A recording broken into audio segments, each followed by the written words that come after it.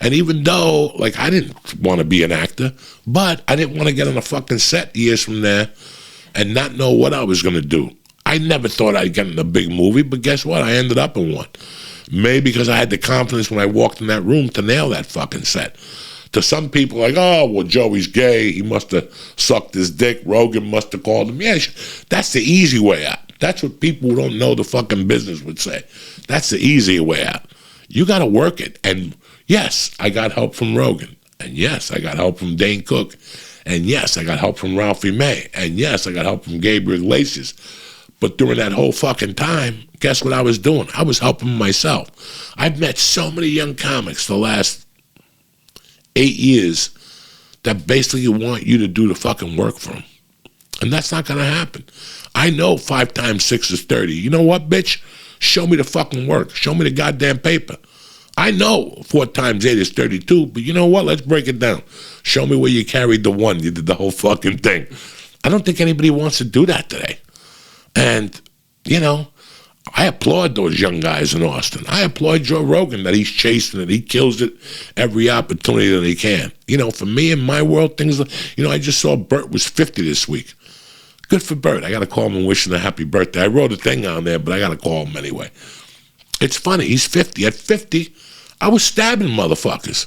You guys know me. At 50, I was stabbing motherfuckers 10 years ago. I had the energy of 10 bulls, and I didn't mind fucking chasing it. But I'm getting to a part in my life right now that I don't even know if I want to fucking chase it. I enjoy doing it when I do it, but listen, I don't want to get on a plane. I enjoy showing up to Uncle Vinny's, and I enjoy maybe Friday night going to St. Paul visiting. If he asked me to do a spot, maybe I'll go up there. Maybe, you know, I never know. But I like that.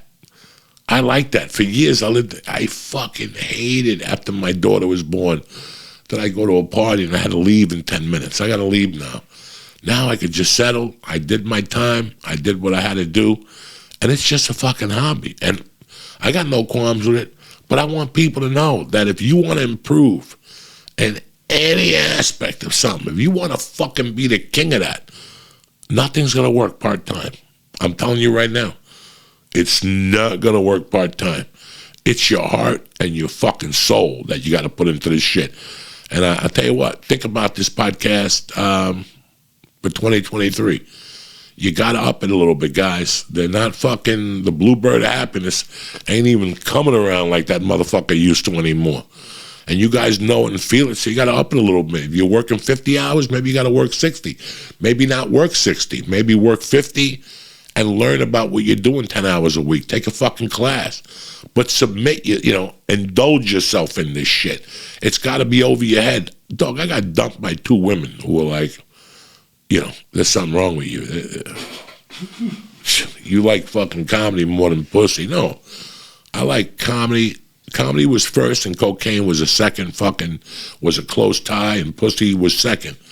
But when I was fucking hunting from 95 to 2019 when the pandemic came, I hunted, Jack. It was not a part-time thing. It was not a ha-ha, he-he. There was no bachelor parties. There was no trips to the Bahamas. There was nothing. For me, that's the only way it worked. It didn't work by me doing a half.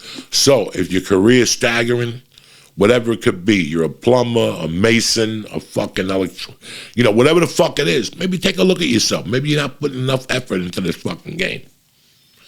Pretty fucking cool for a Monday fucking morning. And guess what else, cocksuckers? The movie I was doing is canceled.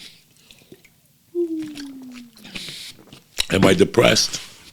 Listen, guys, things happen in your life and projects come and fucking go. It's just, this was the craziest year that I've ever had for fucking acting the last 3 months, from auditions to how they went down. And you know what?